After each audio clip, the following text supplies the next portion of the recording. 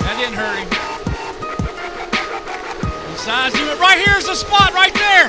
That's his shot right there. Contact for the leaders. Side by side. Fryer noses ahead. New leader with 2 to go. Jared Fryer nearly clears and now gets nearly spun by Mike Looney. Veteran move by Looney to let him catch it. Yep. What a move by both. With 2 to go, new leader, Jared Fryer. Now he's got to get away from Mike Looney. Contact at the white flag. Looney will lead at the white.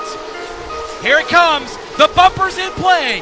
Fryer moves Looney up the racetrack. Side by side into turn 3. Jared's going to run him up the hill. At the stripe, Jared Fryer's going to win at Franklin County. Holy cow, what a race! Oh my gosh, Jared did it! 250. Jared did it! Jared did it! Jared did it! Jared Fryer is a winner! Race of the year so far, and if you're gonna win one, that's how you do it. Both drivers. Holy cow! Hats off to both drivers. Class act, both drivers. All right, let's see if we can't hook up Danny on this telephone thing here.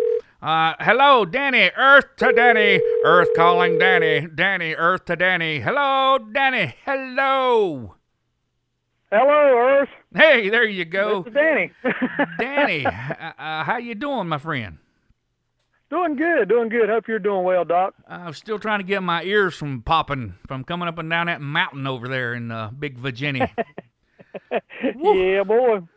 Man, you talking about, I've flown, 58 bazillion miles high in the airplane when I was in the Air Force, and my ears ain't popped that bad as it did going up and down that mountain over this past weekend, going up to Callaway, Virginia. But let me just say one word, Franklin County Speedway. Are you not entertained? Are you not entertained? Is this not why you are here? Yes, sir. That was what a show it was. Oh, absolutely. Oh, that's the soundbite of the year right there. Oh, my goodness. How about it? Welcome to Race22 Radio. This is the Solid Rock Carriers Cars Tour post-race recap with series race director, Mr. Danny Willard. Danny, it's a pleasure always to hook up with you each and every week as we get to break down each and every tour stop. And this past weekend, August 22nd, we were at the Fast Franklin County Speedway, Callaway, Virginia. AutosByNelson.com, 250. Race number 6 for the late model stock cars, 125 laps. Race number 5 for the super late models, 125 laps. And man, did we see some exciting action? Yes, we did. Some of the best racing we've had all year. And, yeah, a lot of excitement. Oh, my goodness. They kept you on your toes, I tell you. Covering the action this weekend, of course, Tony Stevens, and had some hack up there from Race22 Radio. I don't know who was up there with him calling the shots on the TV crew, but he had some hack up there from Race22 Radio. Lenny Batecki was on pit road calling all the action, had some great stuff from pit road.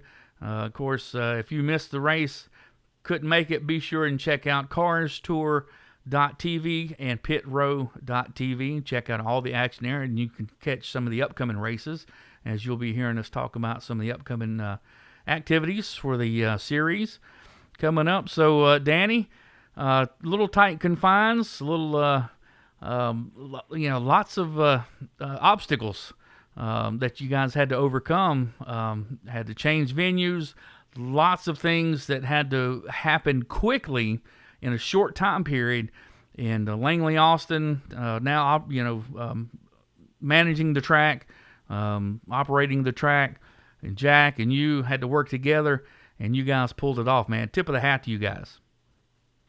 Yeah, it took a lot of work by everybody. I mean, Langley Austin, really do appreciate him opening up and giving us the opportunity to come up there and race at Franklin County. I mean, of course we were scheduled to be at Orange County, but due to the situation, we had to change the venue. And, Jack and Langley, they got it worked out. And, yeah, there was a lot of, schedule adjusting and, weather and, first time, anytime any series goes to a track for the first time, it takes some adjustments and everything took a lot of the teams, officials, track staff, and everybody to make it all work. But we did just that.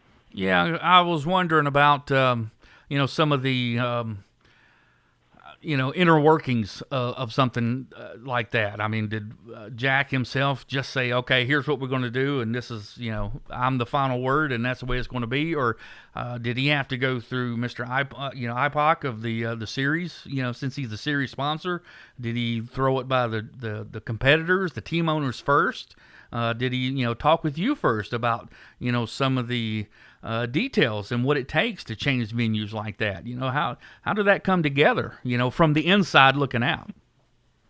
Well, I know it's a team effort. I do know that. I know Kirk, I'm sure he has some input being the series sponsor, Solid Rock Carriers. And, Jack, he's the series, owner, president. And, I know he usually lays out a format of how things are going to go each event. And, he and I had to adjust some things about how things were going to go Saturday with qualifying tech, et cetera, and make it, better for all the teams and everything. And so, yeah, it takes a total team effort from everybody to make it work. And I think there's a little bit of feedback from everybody that's involved with, all the officials and sponsors and, Jack, of course. So it just takes a big team effort to make things like this happen, especially in a short time frame like we did with this event.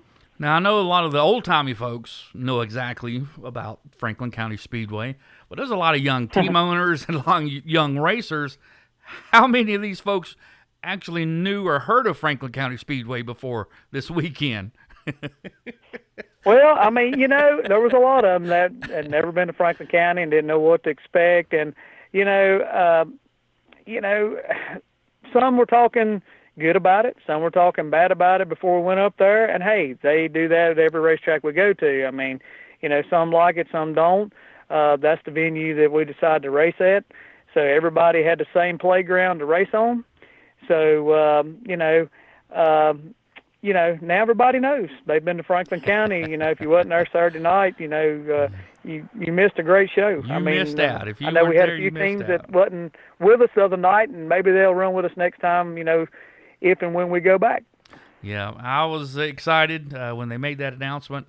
That's where, like I said, many times last week and over the weekend, that's where I spent all of my teenage years running around that facility each and every weekend as a teenager in the early 80s. I dated myself there a little bit, but that place was magical in the early 80s, man, I'm telling you. And what I loved about the weekend is leading up to that Saturday, it had that same magical mystique, all that excitement, and the fans coming through there. They had that same excitement. Man, we had rain during the practice, halted things for a little bit. A lot of fans stayed out there and played in the rain. So, most of them went out there to the cars, but the fans didn't go nowhere. Usually on a regular ho-hum, whatever, Saturday afternoon at the races, a little bit of rain, everybody goes home. Even if you try to get the race in, everybody goes home. Everybody stayed. And I just thought fans were great Saturday night. The fans were phenomenal, absolutely. So, even got the old blue Cyclone out on the racetrack and got a new Cyclone track record there at Franklin County Speedway. Thank you very little. And so got that on my resume as we speak. But, yes, we dried the track pretty quick. Of course, you had the wind and the sun during the day, so it dried fairly quick. So we was able to finish practice and all the other activities and come down to qualifying, and nobody knew what to expect. Everybody was kind of iffy about, gosh, am I fast? Am I slow? What's everybody else got? What's everybody showing? Who's sandbagging? So, first couple cars, holy cow, they were a whole lot faster than they were showing in practice, weren't they? Oh yeah, and there was a lot of them that they didn't shine until it was time to qualify. That's for sure. Absolutely, and then late model stock cars. Let's see, where's my notes here? Here we go. The fastest 2 cars. Now this is something that was just absolutely awesome. Mike Looney and Jared Fryer both turned 13.707 on their second lap. Both of them did exact laps. So everybody's looking at each other in the tower like, what do we do? So we actually had to physically get the rule book. A lot of announcers say, oh, they're looking at the rule book as a joke. No, sir. They had to actually physically get the rule book out just to make sure we followed by the letter. And Danny explained to how we had determined who actually won the pole award. Well, their first lap or whichever, their other lap, that whichever one was the quickest would determine it. And, that's how we do a tiebreaker if it ever happens. And, yeah, we did have to go in and look at the rule book because, I know I never run into it before as being the race director for the cars, and I wanted to make sure I made the right call. And Don in scoring up there, he wanted to make sure they were right. He does a great job every race, and we wanted to make sure we got it right, and we did. And the fastest first lap, which was Looney compared to Fryer, so he ended up winning the pole. And both of those were, fairly close too. Yes, and through all the excitement, I can't remember the exact numbers. Yeah, through all the excitement, I forgot to write it down. So, because everybody was like, "Holy cow, that never happened!" We were so excited. I know. Even Don was like, "Oh my gosh, that never happens! That never happens!" So we were like, "Oh gosh, where's the rule book?" So that was pretty cool. Pretty cool to see, no doubt. So yeah, and gosh, the first 7 or 8 cars were in the 98 miles an hour bracket there for the cars late model class. So that was pretty impressive, no doubts. And the super late models, they laid down some pretty fast laps. We had 10 of them, but I'm telling you, that was a stacked 10-car field in the super late models. And Bubba Pollard came into town and loved, and we'll play the sound bites later. Really enjoys coming into new markets and racing in front of new crowds, and love the challenges of trying to figure out a new track. And he figured it out pretty good. 13.369 at 100.98 miles per hour was his lap time. In the late models, the whole field was separated less than a second, 0.876, and in the top 10 there in the super late models was just over half a second. So they were pretty tight qualifying again. As we've seen, that's been the pattern with the late models in the entire field, 20 plus over the last several races, tighter, under a second for the entire field. So that's pretty impressive to see that pattern. That really shows the level of competition for the Solid Rock Carriers Cars Tour late model stocks. No matter where you go, what you look at, that is some pretty serious competition. Yeah, it is. I mean, supers and late model stocks. I mean, it's not not all about quantity; it's about quality. And I mean, like you said a while ago, we had a short field. We only had 10 supers, but they were 10 of the best super late model drivers around. And so, I mean, like I said, quality sometimes overrules quantity, and that's what we had at Franklin County. And our late model stock field has been spectacular all year. I mean, and I'm, looking forward to the next race, which is this Saturday, and it'll be the same with the late model stocks, I'm sure. Oh, no doubt. And, talking about the super late models, let's look at some of that action in that race. Some of the guys that are, kind of critical of some of the racing, when you see short fields, even they walked away from the super race before the late model race, said, man, that was incredible. That was some good racing all the way through the field. Some of them jumped out there and tried to be the rabbit and tried to get away from Bubba Pollard, and some guys tried to save and come on strong later. So it was some good racing then. It was some good side-by-side racing, so it was exciting. And it was interesting to see what the pattern was, who was going to choose the high side, who was going to choose the bottom side on the restarts. And, Bubba did win the pole, but he chose the outside and did not lead that first lap. And I took that note and I thought, let's see what the pattern is after that. I thought that was pretty interesting. And went mean and green for the first 29 laps. And then Mother Nature decided not to play nice. And we had a pretty lengthy red flag for rain. And hats off to you guys for sticking in there and monitoring the track, staying on top of things. And as soon as it started to taper off, before it stopped raining, you guys had vehicles on the track and other measures to keep water from going on the track and monitoring any weepers, and really tried to get on top of it to dry the track as quick as possible, because it's harder to try to dry track at night. But luckily, that track at Franklin County Speedway is banked. Holy moly, is that track banked or what? Yes, it is. Yeah, it's got some banking in it all the way around. Exactly. As we stated last week, it's 22 degrees in 1 and 2, 3 and 4 is stated to be around 25 degrees. The straights are about 10 degrees, give or take. So for a race director, if you get a little rain, that is a race director's dream to have a track banked like that. Yes. And special thanks to all the people that helped also volunteer drive the track. We had some volunteers to help drive the track, come out there and ride around with our safety equipment and everything, and kept everybody under control, and it worked out really well. Without everybody's help, we wouldn't be able to get all that done. So special thanks to everybody that helped out.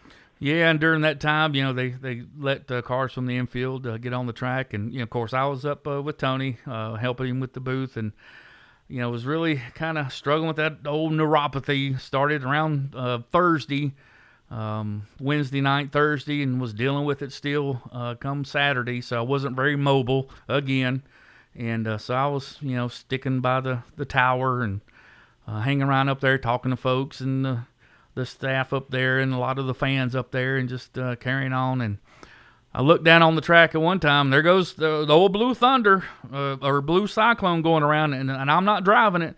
Daniel's down there driving it. And he's supposed to be doing Race22 stuff with Brandon.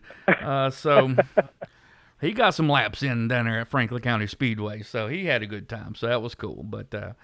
But yeah, we had some folks out there, and they were eager to get out there and help. And again, through 2 hours and 15, 16 minutes or so, the fans, and it rained hard at a couple times, and fans went to their vehicles.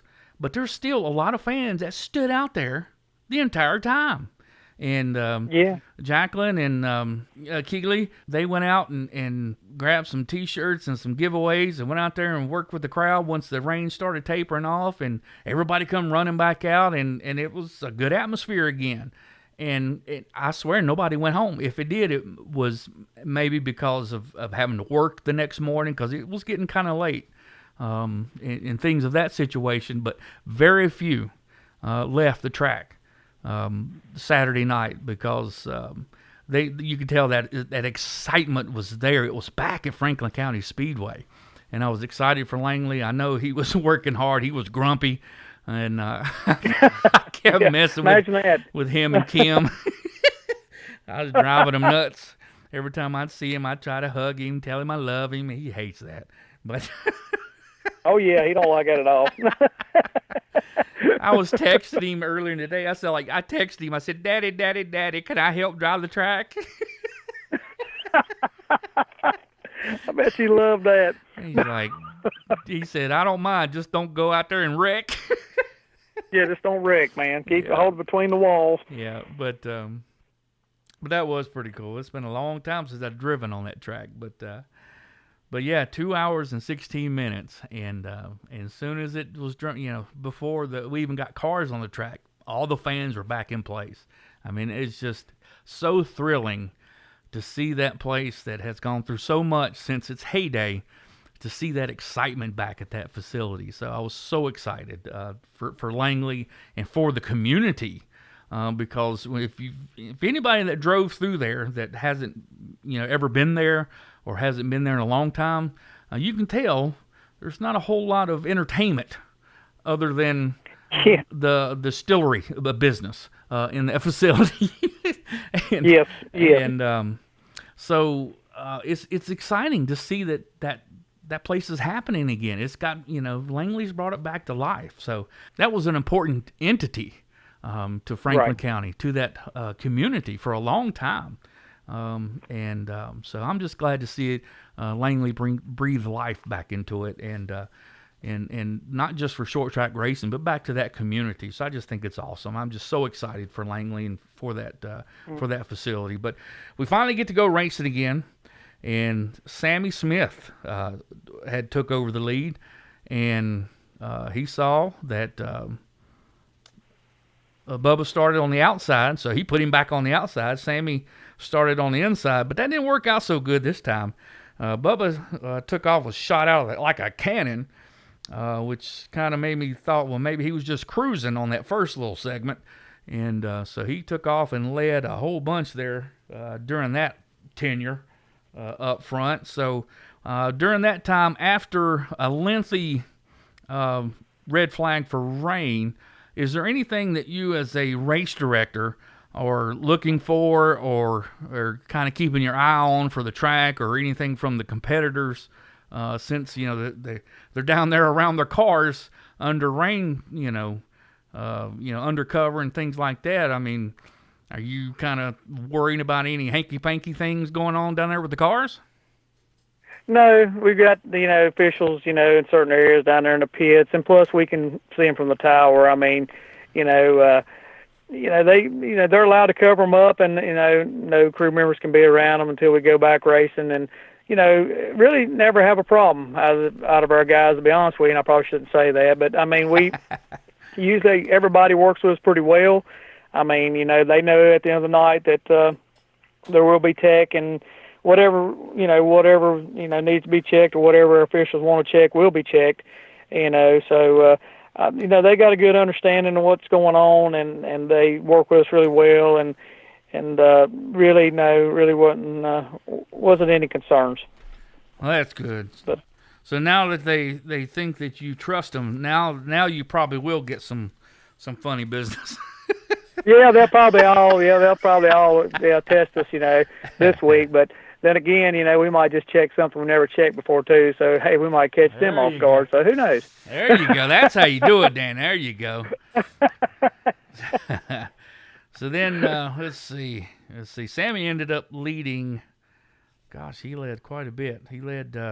Sammy led the first 29 laps. Then Bubba led three laps after we got started again. And then Sammy led 52 laps before Bubba Pollard comes sneaking back through the field there. But let's take a look at some of the cautions we had. Had the competition caution around lap 40, and then Sammy chose the bottom again. And then 41 to go, we had debris, which I think was the first time that we had issues with the track. I think that was part of the track in 1 and 2. Was that kind of the... early on, was that kind of your worry, like, oh Lord, what's this going to mean for the rest of the night?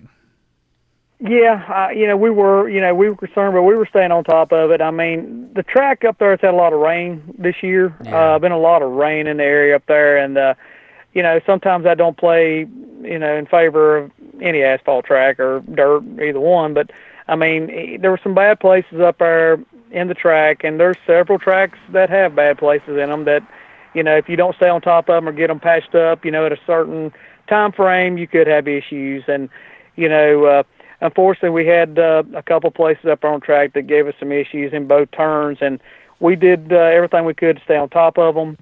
And, we had the track management, Langley Austin, he had his crew come in that usually does the patching. They come in and showed up and patched up a couple holes with the, quick epoxy stuff that they use and everything, and, got everything patched up. But, we didn't know.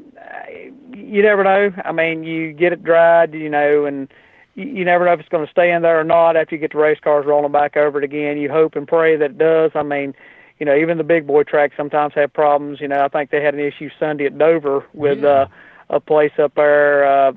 Even they had problems. So That's I mean, right. it happens. And even the big boys got trouble. Yeah, I mean, it happens. And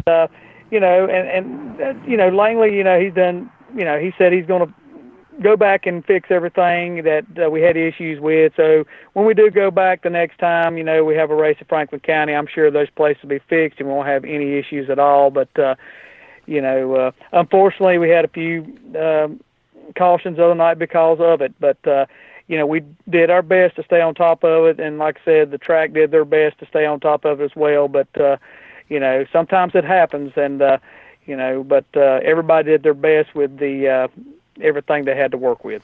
Yeah, and Bubba Pollard took over the point after that on that restart. Let's see, I think he chose the bottom after that and was shot out of the cannon after that. But he had to come from third or fourth after those exchanges during that last segment before that caution because he had to get around Gus Dean. How about Gus Dean coming back racing with us? Good to see him back at the track. Yes, it was. And Sammy, he ran up front all night, and I was real excited to see Jake Garcia come back from Georgia up to race with us. And, of course, I expected Matt Craig to be there. And Matt, I think a big chunk got up under his car and bent something. I don't know if it was a control arm or some kind of bracing chassis piece under, I think it was on the right front maybe, of his car, if I saw the picture correct. But that's why his car handling never came in during the certain portion of the race. Big chunk came up and bent something under his car, which affected his handling tremendously. So that's why his car was not handling well, and he was never in contention. But all cars except for Trevor Knowles, who had engine trouble. He was highly upset after, expecting that he was really, wanting to get that victory. He's always fast. That was the first race he had not won the pole. So he's just was not happy after that, but he's really wanting to get that win, Trevor Knowles. So let's take a look at the finishing order. And Super Late Models, of course, Bubba Pollard was your winner. Says in Victory Lane, he talked about the race pace. Says no fancy setup. He loves racing at new places and loves seeing new fans. We always like going to new places, seeing new fans, just having fun, man. We didn't get much practice time. We come here, unloaded with a baseline setup, really, that we run Pensacola with, and faster out of the trailer, I feel like. The rain killed us from making it, just 100% tonight, and we got tight there. Toward the end, we just had to run. Sammy set a fast pace, and he was capable of setting a fast pace. He has such a good car. So we finally failed the third there. We took back on the restart, and these guys were running 3/10, 4/10 faster than what we started the race with. So knew we had to go. These guys wasn't playing around. They got excited after the rain. But, the thing, I guess, just they were running so hard I couldn't put myself behind. Couldn't fall back, couldn't ride. Didn't know when the caution was going to come out. So just had to work quick and fast. And added restarts were key and talked about changing his line through 1 and 2. The racetrack was coming up, and I had to run. I had to straddle it. Just a couple of laps before that, I thought I had a right front going down. And I was like, there's no way, because over here it's good and down here it's terrible. And I changed my lineup right there a little bit, and that's when I was able to get around the 56. And then,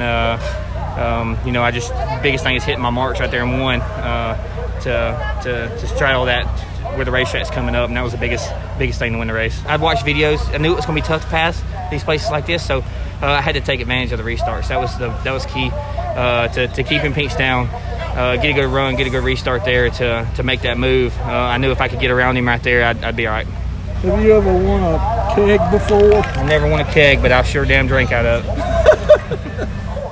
Sammy Smith, bridesmaid again. Even though he had a good finish, still frustrated with finishing second. I think I had a good restart. He just had the top, had me pinched down. But good job to him. It's frustrating. We were so close and just finished second again. But once he got past me on the restart, we were about the same. I think he might have been a little bit better than us in the short run, but then I feel like we were catching him. Then I got loose. Then that lap car messed me up, but it's whatever, and we'll move on. Right, but this is a much-needed good run for you and your team, so this has to give you some confidence going forward the rest of the year. Yeah, it does. Just wish we could have won. It's frustrating, but we'll move on. Finishing third was Gus Dean. Fourth, Jake Garcia. Rounding out your top 5 was Matt Craig. And take a quick look at the point standings after that race number 5 for the super late models. Matt Craig held on to the points. Sammy Smith now 18 points behind him. Carson Quaffle is now third. Fourth, Cody Connor. Trevor Knowles is fifth. Bubba Pollard sixth. Jeff Batten seventh. Jake Garcia eighth. Justin Kreider ninth. And Hudson Hadler rounds out your top 10. That is for the super late models. All right, let's switch gears to some late model stock car action. This is Race 22 Radio, and of course you're listening to the post-race recap with series race director Danny Willard with the Solid Rock Carriers Cars Tour, and we're going to wrap it up with the late model stock car portion. And my goodness, what a race, what a race. That has got to be one of the most thrilling races, late model stock car races I've ever had been a pleasure of being a part of than I could think of in many, many years. My goodness, how exciting. And I got to give the tip of the cap to you for being on top of all the action and watching you work, being up there in the booth with Tony. It was kind of neat to see you and watching you and watching some of these cars as you were almost anticipating some of these cautions, like a bowler trying to get that 7-10 to slide across the back of the alley and kick that 10 pin over with the 7 pin, trying to work that body English. That's kind of how you were moving up there sometimes to try to keep them cars from running into each other, it seems like. But, I'm trying to help them out sometimes. You're right. That's right. But my goodness, I think, what time do we start the feature for the late models? 10:36. I wrote down. Yeah, 10:36. Yeah, and we with the curfew and everything up there, I knew we were pressed for time, but I knew we had a real good shot of getting it in, and we did that. Yep. And Danny turned around and said, "All right, boys and girls, we're going to race till the cops come." That's what I was looking at. I said, we're going to run this thing until they run us out of here. That's right, and that we did. So impressed with the field that we had, and I was so thrilled after the super late model race because for 10 cars, it was some good, exciting racing throughout that. So yes, it was. Late model stock car action. What do we have? 22 cars, 22 late model stock cars, and it started out. Everybody like, okay, what are we gonna get? A crash fest or a good race or a snoozer? Or nobody knew what to expect because all but 2 or 3 of the local guys that came to race with us had experience on there. So, to me, I thought that was exciting. Yeah, I did too. So here they come roaring in. They ain't none of them scared. So no, ain't nobody tiptoeing in turn 1, did they? No. I mean, initial start, Looney looked like he was shot out of a cannon, but he does a little secret on them restarts up there. I believe the experience paid off, especially on restarts up there. Until some of them kind of, I think, caught on to kind of how he was going about the restarts. If you paid attention on that first one, he really blistered them. But as the night went on, a couple of them learned that. I think they figured out something because they started getting a lot better on the restarts. Yeah. I thought it was neat there when Bubba Pollard was done with all the, post-race activities with him. He got in his car to pull away before they started engines. He pulled up beside, and they got a picture of that on Race 22.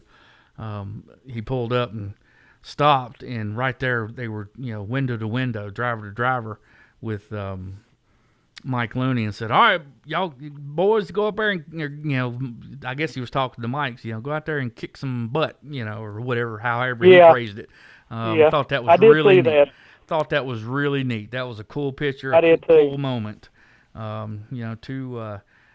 Two heroes in their own division there. I thought that was really neat, sharing a moment. So I'm glad we captured that moment there for Race 22. Thought it was really cool, but. So late model stock cars kick off around 10:30 and get around almost the same amount of laps before the first caution, debris again. Was that a quickie? Do you recall that? Was that? Yeah, that was a wiki yellow. We did not open the pits. Okay, and so we get going again. Looney chose the outside on that one, and then on the this, we got going kind of quick, and then a quick lap 29. Deke McCaskill, who was driving the house car, RNS race car, the number 19. Yeah. And was looking good. He looked real good in there, and had a right rear tire, I think, cut down, not the sidewall, but on the, I guess the tire patch, whatever they call it, the flat, the patch that meets the road, whatever you want to call it. Yeah. Mm-hmm. And, the patch that meets the road. That part didn't work. And he stopped on the track. Now, did that garner a penalty? Yes. Yeah, that garnered the penalty, intentionally bringing out the yellow. And, he got a one-lap penalty for that, Now, there was a question on whether he was 1 or 2 laps down. Do you recall the issue there? He ended up losing 2 because of the time frame. When he first started having a problem, I thought he was going to stop, which he would have been better off to do it that way. Right. And but the timing when he actually stopped on the track, it ended up putting him 2 laps down. Okay, that's kind of what I thought because he slowed first. I thought he was going to go all the way around to the pits because when you're going 13-second laps, right, you need to have stopped in turn 2 instead of turn 3. Yeah, he was going to stop, and then he hesitated, and then he, decided to keep going, and I don't know if the team was, wanting to see if a caution came out for something else, or, I think they didn't know exactly what they wanted to do, and at that particular time, and then he rode around a little bit, and then he decided to stop. They needed to stop, and when he did stop, unfortunately, he lost a lap, and then he was penalized a lap, so he was 2 laps down, which I hated that, but he did get them back for. Yeah, it was early, and even if you don't have regular cautions or whatever y'all call them, organic, which is kind of funny to me, but anyway, and as good as he was running, of course, if it did get into a crash fest and he stayed out of trouble, it was early enough to where he could have been okay. So. So, yeah, good call on the team to get him woed up. So he got that, and so that would have been he had even though it's a scuff, and the tire that, let me ask you this, Danny, the tire that they put on is approved to put on. Now, is that a tire that's pre-approved before the race starts? Does an official have to pre-approve a tire to be set aside in the pits in case a team has to put a tire on? Yes, we have an official that right after the last car qualifies, whether it be the super or late model stock, you go ahead and get your tires out you're going to use as your spares and set them out in your pit area. And we have an official to come by and check those out, make sure they're scuffed tires, and approve all those, and they're marked accordingly at that time and everything. And And the deal is, if they're not there when he comes through and he doesn't mark them, then if you do put it on and it doesn't have a mark, then you're wrong, and it's regardless, unapproved tire change. But we don't have any issues with that. They get their scuffs out there, we get them marked and everything, and so that's not a problem again. So they do a great job with that as well. Now, is there a certain tire depth that they have to be considered a scrub, or how do you go about making sure they're a certain, that they are a scrub? What's the definition of a scrub, other than me? Scuff tire, you mean? Yeah. Oh, yeah. Yes. What did I call it? Can't be in. Yeah. Well, you said a scrub, didn't you? We're talking medical terms, right? No, we. They. they do have a depth that they check, and you know, and they know what that is and everything. Right off the top of my head, to be honest with you, I don't know off the top of my head what it is. I'll have to look at the rule book because I don't check tires. I mean, but the officials down there that look over the tires and everything, they know that part of it, and they know what they're looking at and everything. And you know, right off the top of my head in the rule book, like I said, I don't check tires. I'm the race director, so. I don't know what that is right off the top of my head, but I do know it's a scuff and not a scrub. But I got that part figured out. But I mean, off the top of my head, I can't remember. But I mean, but there is a certain depth that they're looking for. That's basically they're answers keeping the them on. question. Okay, yes, that's good enough for me. Okay, and it is a scuff, not a scrub. There you go. There you go. I knew what you were saying, but I was like, okay, that's a new word. I'm gonna use that next time. Okay, guys, get your scrubs out. But and then everybody be like, well, if we're doing surgery, that's awesome. But but yeah, you know, we keep that police and everything, and we got one certain official that looks over the tires and everything, and Nicholas, he does a great job. He's on top of it. He's one of our great officials down there. I've known him growing up through the years. He looks over the scuff tires and everything, and also he looks over some other things as well. And has a lot of talents, whether it be tech, and he can flag if we need to. He's a great flagman, and so he does a great job looking at over and managing that, and does make sure that everybody's within the rules. All right, sounds good. Cool beans.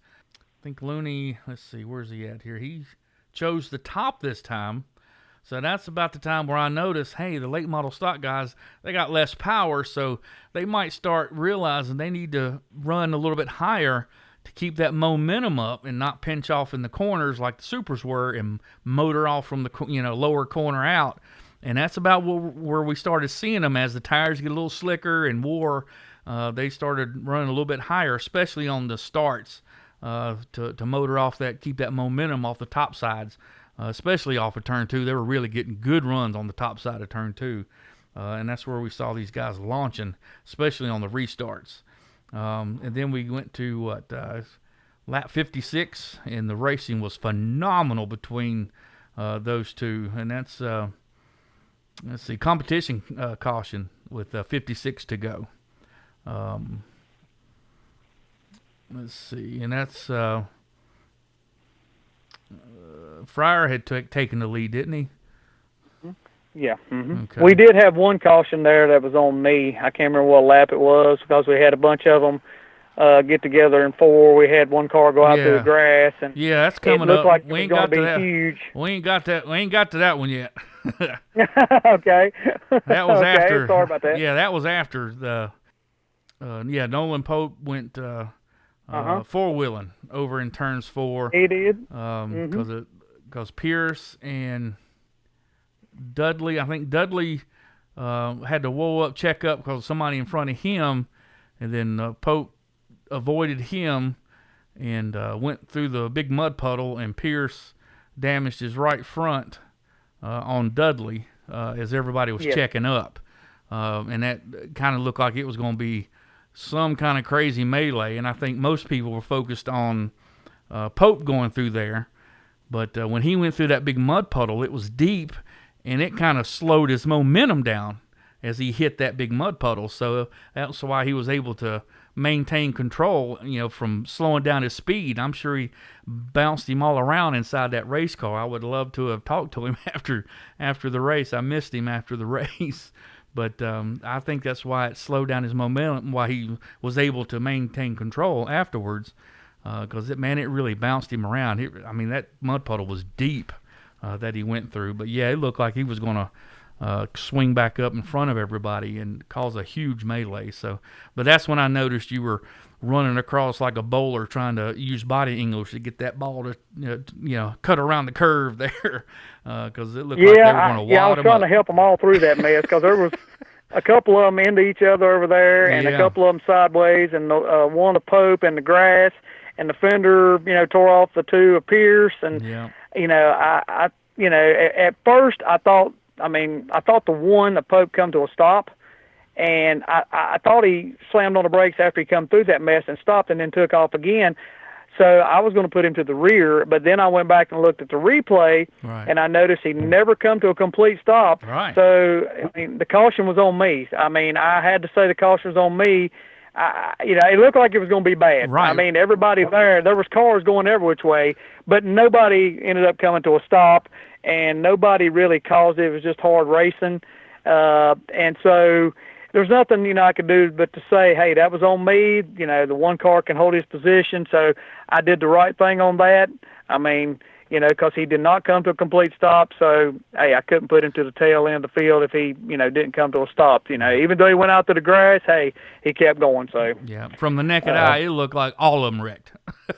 Oh, yeah, and unfortunately, 2-car, he had the right front fender dragging on the track, and we had to get him in and get that fixed, and, I hate it for him, but, he had to come in. That's going to be a safety issue. You can't be riding around with a fender, and, I know he tried to do the right thing, but, well, I shouldn't say the right thing, but he tried to rub it up against the wall to get it off and everything, and that's kind of typical, but that's a no-no as well. I mean, you never know where the loop is on the racetrack and stuff, so you definitely don't want to, don't want to do that if you don't have to. I mean, he wasn't doing any harm, because we were covered on that. It wasn't going to hurt the loop or anything, but you never know where we'll run at or anything, so it's not good to rub the, body of the car up against the wall to try to get it off. I mean, but, hey, if I was racing in the same situation, I'd try the same thing and try to shake it off to stay on track. But unfortunately, it wasn't coming off. I had to bring him in. They got it off and sent him back out. But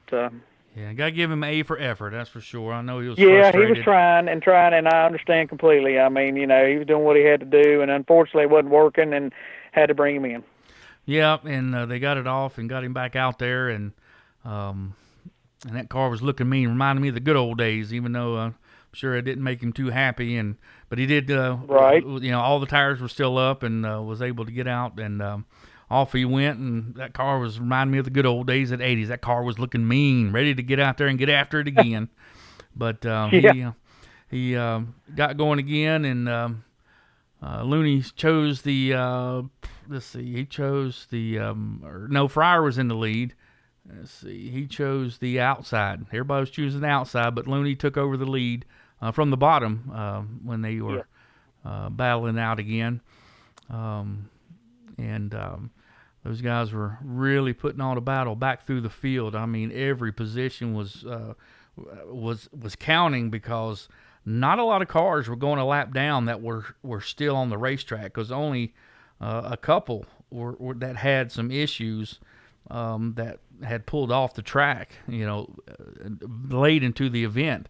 And then 34 to go, some 20-some laps later, Brandon Pierce going into 3. I don't know if suspension broke or something. All 4 tires were still up, but he spun around hard going into 3 and hit the outside wall between 3 and 4 pretty hard.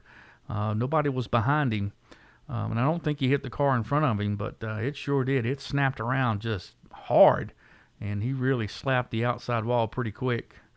And he had to pull it in and park it. But once he pulled away from the wall, all 4 tires were up. But I didn't get a chance to talk to him, and he waved off Lenny and on a interview. So yeah, he was not happy, and I don't blame him. Yeah, he had a bad night, and I hate that for that team. I mean, they just their luck hadn't been, with the Pierce side of it, hasn't been, they haven't been really lucky lately. They've had a lot of issues. They had a good run at Dominion. Had a good finish there, but I know he's really chomping at the bit wanting to get back to victory lane, because he hadn't been to victory lane since Southern National last year. Yeah, he's well overdue. I am expecting him to hit that victory lane in the very, very near future. He is way overdue. The performance is there, just like I said with Manny and some of these other guys, man, the performance is there. It's just right. Some of it's silly luck sometimes, but this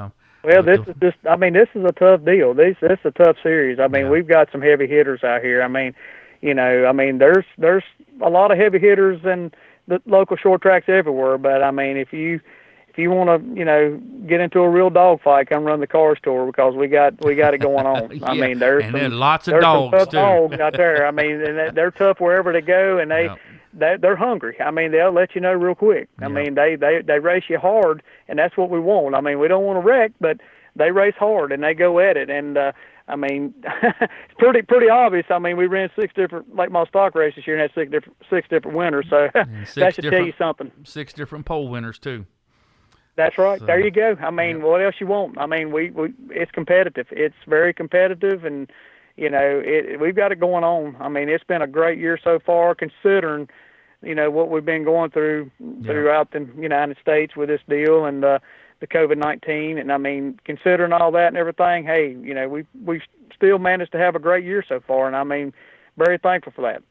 Absolutely, I agree with you 110%. Well, after that, Looney, let's see, he was in charge, and he chose the bottom, which I was surprised.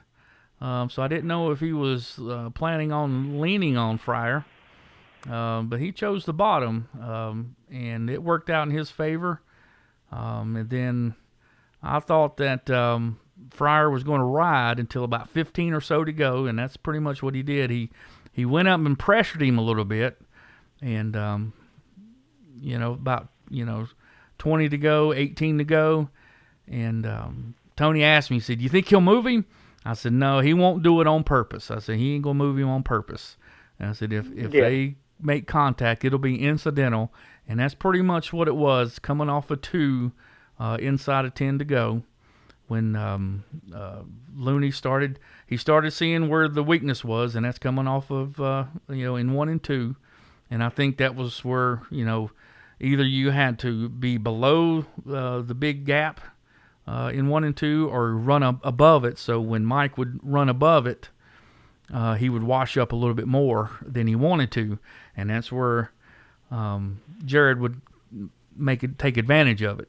And he, got to the inside and then washed up a little bit, and they made incidental contact wheel to wheel.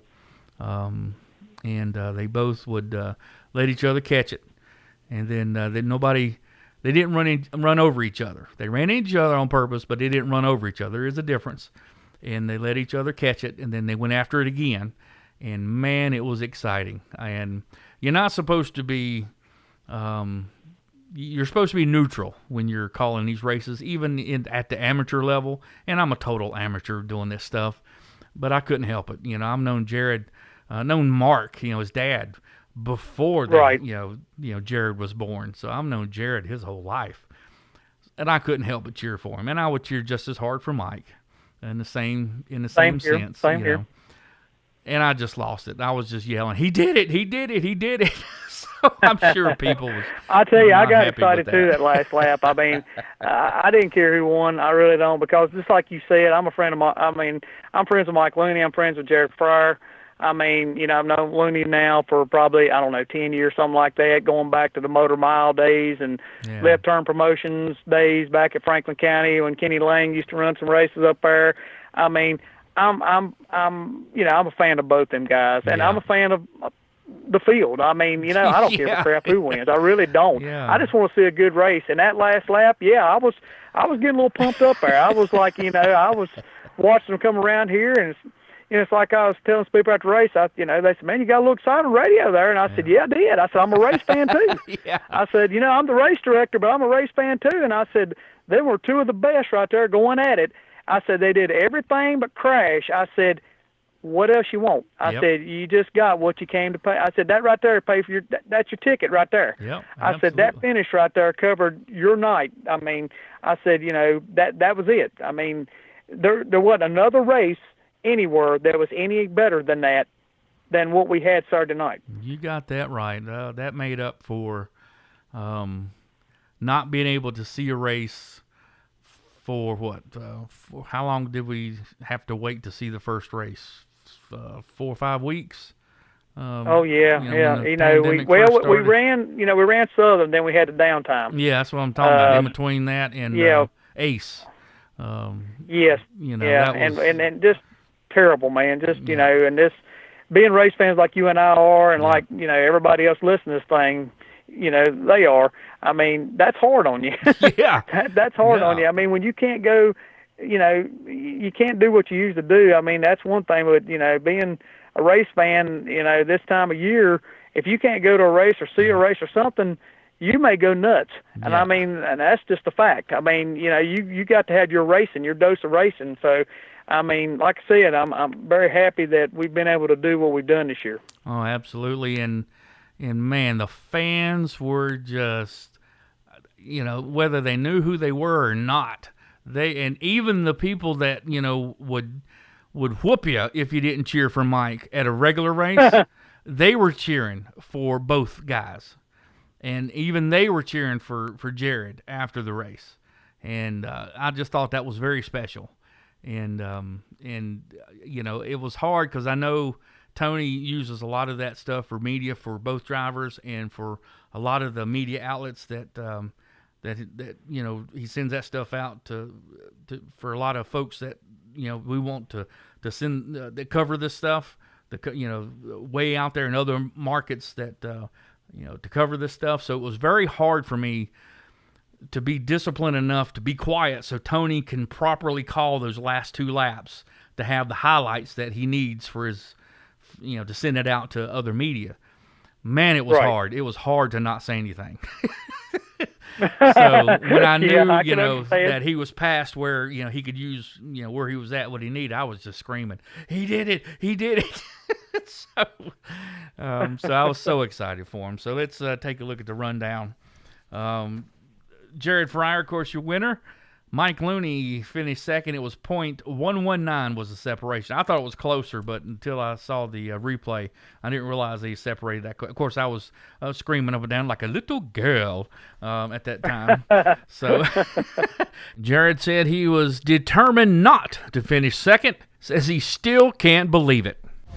I can't even believe it first. You know what I mean? It's hard to believe. I knew we were going to run second at worst, it felt like there, and I didn't want to do that. I wanted to win and was going to do whatever it took without wrecking him, and somehow or another made it happen. I kind of surprised myself because I thought I was wrecked down there in turn 1, and somehow or another gathered it up and got by him. So I don't know, man. It's just well, he could get off the corner good, and I had to roll the bottom, and I was luckily could able get to him. But it's so hard to pass here. You know what I mean? It's a good racetrack. And it's just hard to pass him, and luckily we were a little better than him. I felt like we were better than him there with 10 to go, so it was wild. I'm telling you, I can't wait to see it and really see what happened. Probably surprise my own self, which I did, but it's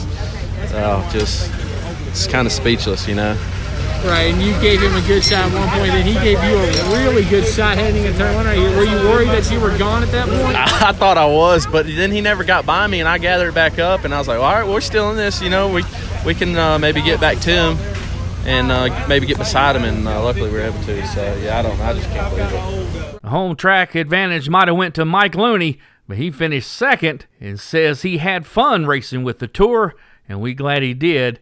Says his car wasn't exactly handling the very best at the end. I don't know. I was fighting some issues, handling issues at the end, but I'd saved quite a bit of a car, ready for the race at the end. And I don't know how you take a car that fast and lose with it. But, man, what a show for the fans. That's Franklin County Speedway. It's racing like this here every week. And, I was glad that the Solid Rock Carriers Cars Tour came here to hometown, and we was able to go out and compete with the guys, and this Reynolds chassis was a rocket ship, and just got out drove at the end, man. He done a great job. We were beating and banging, and neither one of us, we were doing what we needed to do, but didn't wreck each other either, and that's just great racing. And I know his family and his crew chief really well. We've spent a lot of hot Saturdays at racetracks together and got respect for those guys. And hats off to them, a great win. We were on cruise control there. We didn't need those late restarts, but that's why they call it racing. They had a blast day. Looney also added lots of respect for Jared Fryer, although he says that first contact did rattle his cage quite a bit. I was mad then. You don't really worry about that when you're mad, but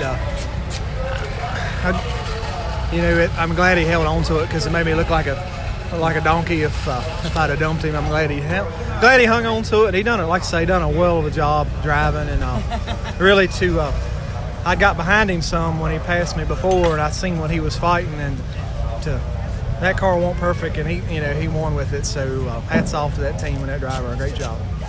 Finishing third was Connor Mozak, another outstanding run for the rookie. Connor says he felt like he could have competed with Jared there at the end if he could only gotten around Bobby McCarty a little bit earlier. I would have liked, got by the 22 earlier and seen what we could do with those top two guys. I don't know, how we really compared. Never got to run with them. I know earlier in the race we were behind the 14. I think we were a little better than him then, so I think we could have been up there with them.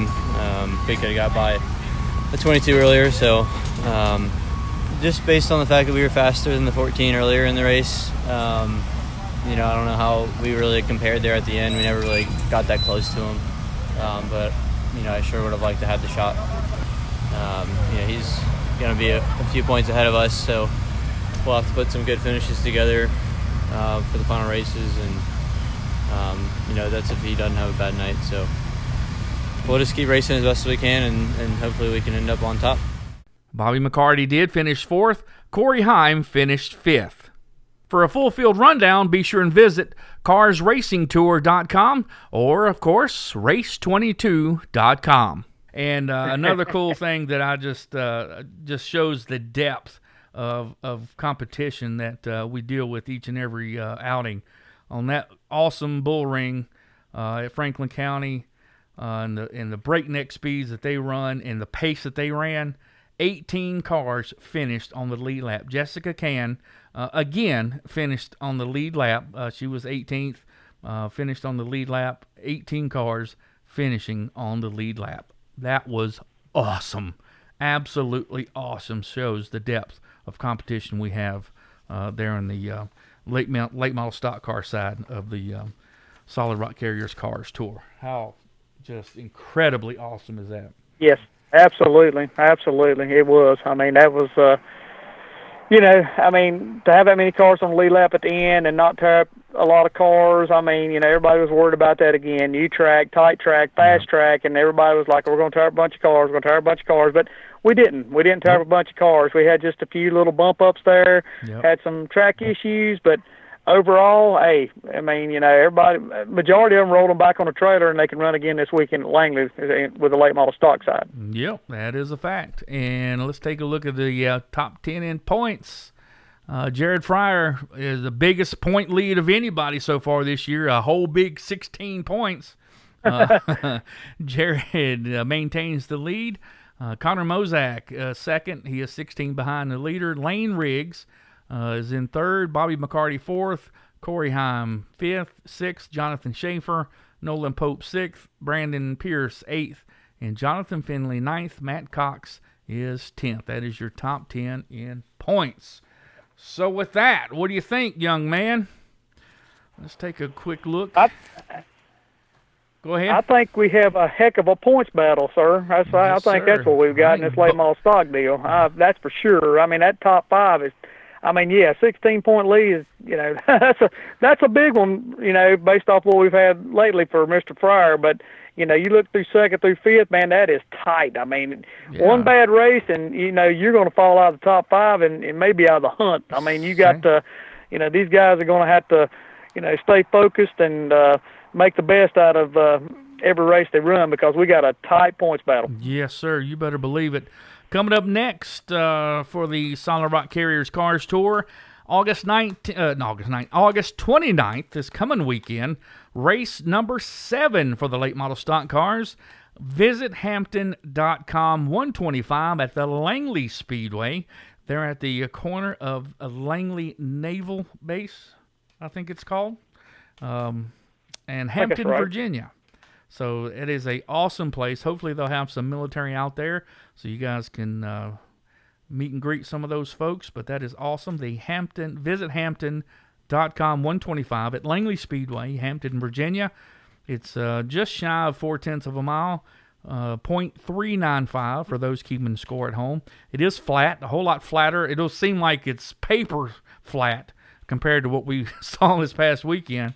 Lane, Yeah, exactly. I didn't realize last year was the first time you guys were out there as a series. Is that correct? I think last year might have been the first time we were there as a series, Okay. Yeah, I believe last year was the first time we've been there, and we've only been there with the late model stock part of it, and of course this weekend's the same deal, late model stock, you Right. know. But yeah, last year was the first time we had been with the late model stocks at Langley Speedway. And that was an exciting finish. I was surprised that Dick McCaskill won't be back in the 19 ride since he was your winner last year. That was a crazy exciting finish last year, if you recall.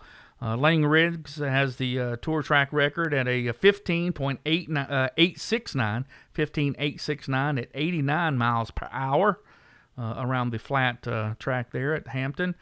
So who knows what's going to happen. A lot of our guys ran the Hampton Heat and some of the other off weekends. Bobby McCarty had a really good race car, then popped right front, I think it was. He was just cruising and didn't get to finish. Jared Fryer had run, I think he ran the Hampton Heat this year or one of the off nights and ran real good. So he's really looking forward to it, and some of the other guys. So, they might have several locals to run it. So that'll be highly competitive. Their local guys are really good. That's a tough track to figure out. And, Lane Riggs, he wants to get that one back. He thinks he has a really good car there, had a fast car there, set the pace. So he wants to finish that off with a victory there, no doubt. Yeah, I mean, we, just briefly looking over the entry list earlier, I guess you probably looked over it too, possibly. I think we got like 24 on papers already entered, pre-entered for this Saturday, and we do have a couple locals in there running the race as well. Also, I think I saw Mr. Timothy Peters is also entered the race this Saturday out of the Nelson stable. That'd be great. I mean, it'll be great to have Timothy back out on the track, and the big question is, will we have winner number 7 with the late model stocks this weekend? That's the big question. 7 different winner this weekend or not? Will it happen? Let's see if we go 7 and 7, 7th different pole winner and 7th different winner. Hey, there you go. I forgot about that. 7 different winners, 7 different pole winners for the 2020 season. That would be phenomenal. Would be really, really awesome. that really would show the depth of competition to go that deep into the season. Holy moly! Oh yeah. Now, I mean, I really think it's possible too. I really do. I mean, I'm not just saying that. I think it's possible based off how these guys have been going at it in qualifying and the races. We can go 7 for 7. I mean, it could happen. Absolutely. And I wouldn't be surprised if it wouldn't be a local guy. I mean, I know we got the Carrolls running, Justin, and I mean, we got Justin Carroll in the 91 and Terry Carroll in the 90. I mean, I saw their names on the list, which they used to run with us a lot last year, and I think they focused on. There's 2 Justin Carrolls. There's Justin A. and then Justin, because I know the Justin Carroll that ran with us. I think he is up there going to run with the tour. And then is the local Justin Carroll going to run? Yeah, the local, I did see his name on there. Okay, he's a 91. Yeah. And then the 90's Terry. I don't have the entry list in front of me. I did look at it earlier. I know it was pretty darn good entry list. In fact, like I said, I saw 24, and which I don't know if anybody's going to late enter or not. I know you got to pre-enter before the deadline on Tuesday, but you have the option to pay. I think a little extra more. Just a little extra. If you want to, if you want to jump in before Saturday. So, the more the merrier. That's all I got to say. Come on. You want to measure where you are in your late model stock program? That's a good measuring stick. Come on out and play with us. That's right. Bring it on. And for the super late models, it's going to be a while before we get to see them again with us. Race number 6 for those guys will be tentatively on the schedule. September 19th, South Boston Speedway. And, of course, with everything that's going on, we're going to say tentatively right now on the schedule at South Boston Speedway, wherever it's going to be, if it is there. September 19th, for them, race number 6, it will be a dual event. Will be with late models. So it'll be wherever we go, it'll be a double pairing just like this past weekend. So late models and super late models. It'll be September 19th next time we see super late models. All right, Danny, anything else we need to spoke about? Anything else? Did I leave anything out? No, he did a great job like always, Doc. I mean, always a pleasure dealing with you. You do a great job with Race22, and, appreciate all you do for the Cars Tour. And, enjoy talking to you every week. I'm getting used to this now. And you're a radio star now. You big radio star now. Yeah, I'm a big radio star. My next country album's coming out real soon. Doing a duet with Carrie Underwood. Oh, I'm looking forward to that. But anyway, I'll tell you, the one that Race22, it worked hard this past weekend. That was Brandon White. I tell you, bless his heart. Unless you get a phone from that area, man, I don't think anybody that traveled to the area had phones working all day. I would get a signal from time to time. It just wasn't very reliable.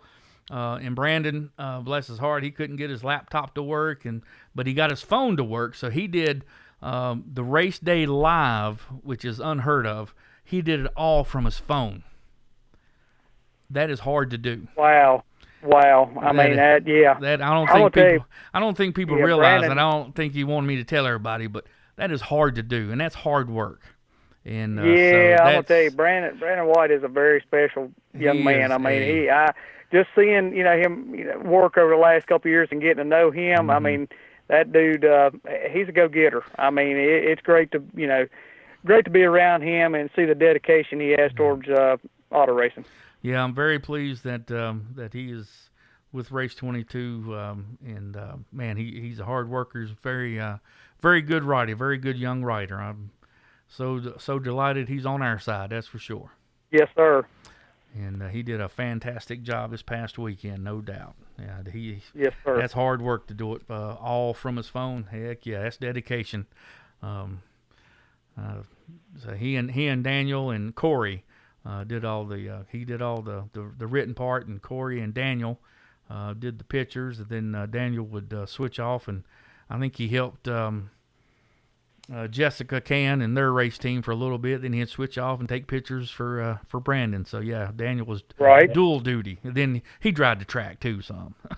I saw him down there bounce around. He's down there multitasking, and did a great job. And you said Corey got it. I know we're talking about that Corey Latham dude, right? Yeah.